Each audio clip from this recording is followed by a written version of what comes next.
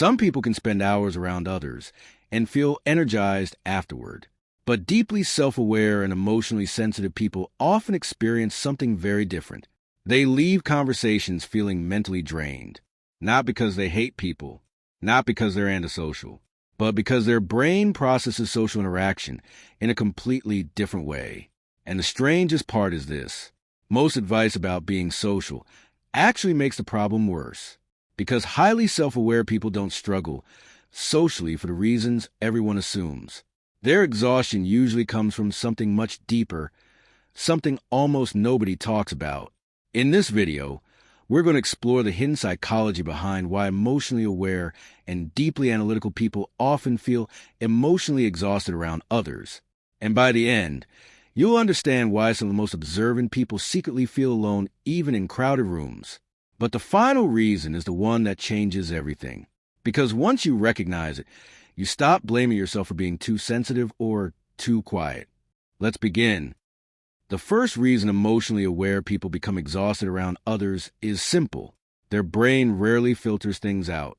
Most people naturally ignore huge amounts of social information, tone shifts, facial expressions, contradictions, emotional tension, hidden discomfort, passive aggression, insecurity, micro-reactions.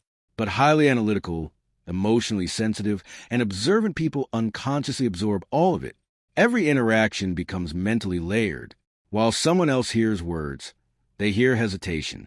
While someone else sees confidence, they notice nervousness underneath it. While others focus on the conversation itself, emotionally aware people often analyze the emotional atmosphere surrounding the conversation.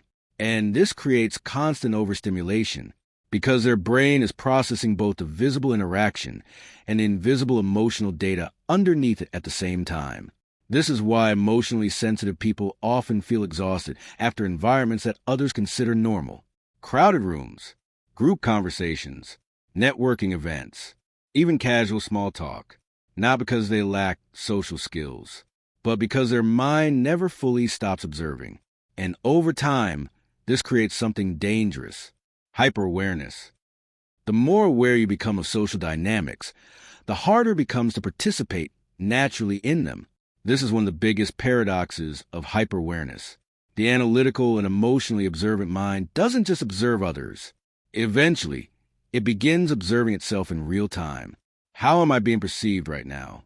Do my tones sound strange? Am I talking too much? Do they actually care about this conversation? What emotion am I giving off? Suddenly, interaction stops feeling spontaneous. It starts feeling monitored. And this is why many emotionally aware people appear calm externally while feeling mentally exhausted internally. Their brain is simultaneously participating in the interaction and analyzing the interaction from outside of it. It's like trying to act naturally while watching yourself through a camera. Most people never experience this level of self-monitoring, but deeply self-aware people often live in it constantly. And after enough time, socializing begins to feel less like connection and more like performance.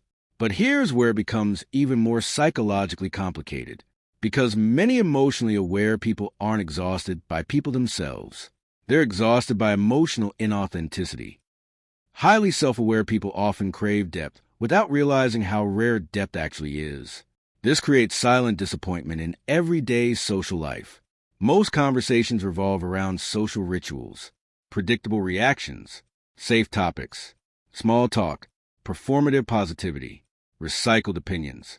And emotionally intelligent, introspective people often feel emotionally disconnected inside those interactions, not because they think they're better than others, but because their brain constantly searches for meaning, honesty, emotional nuance, and psychological depth. They want conversations that feel real. But modern social life often rewards the opposite: fast responses, surface-level charm, social smoothness, emotional simplicity. So emotionally aware people slowly learn to suppress parts of themselves just to function socially. They stop asking deeper questions. They hide their intensity. They pretend not to notice contradictions. And eventually, they begin feeling lonely around people who technically like them. That kind of loneliness is uniquely exhausting because it's not physical isolation. It's psychological invisibility. And this leads to another hidden problem almost nobody discusses. Emotionally intelligent and empathetic people often absorb emotional energy without realizing it.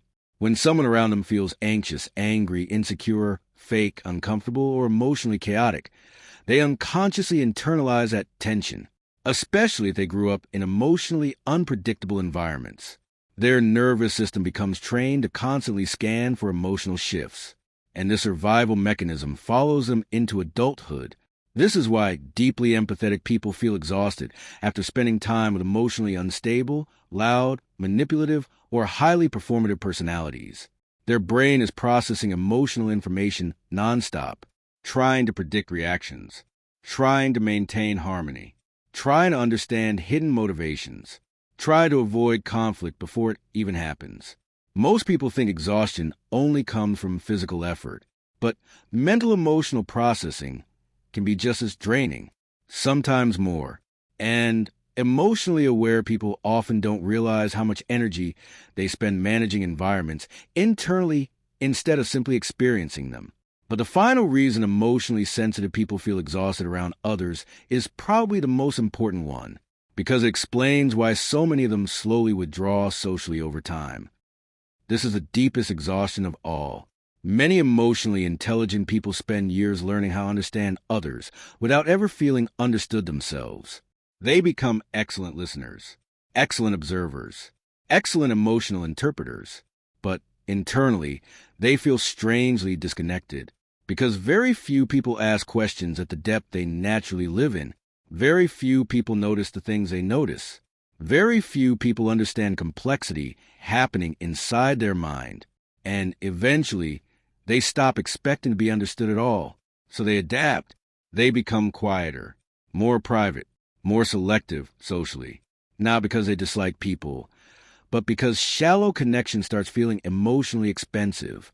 And this is why the common advice to just socialize more completely misses the point. The issue usually isn't quantity of interaction, it's quality of psychological connection. Emotionally aware people don't necessarily need more people around them. They need environments where they can stop filtering themselves, where conversation feels mentally alive, where emotional honesty exists, where they don't feel like they have to shrink themselves just to make others comfortable. And once they find that, social exhaustion changes dramatically, because the right people energize emotionally aware minds instead of draining them. So if you've always felt emotionally exhausted around people, it doesn't automatically mean something is wrong with you. You may simply process human interaction more deeply than most people realize. The problem is that emotionally aware people often mistake overstimulation for weakness. But awareness is not weakness. Sensitivity is not weakness. Wanting depth is not weakness. The real challenge is learning how to protect your energy without isolating yourself from the world completely. Because self-awareness becomes dangerous when it turns into emotional withdrawal. And many deeply introspective people slowly disappear into their own mind without noticing it happening. So the goal is not becoming less aware.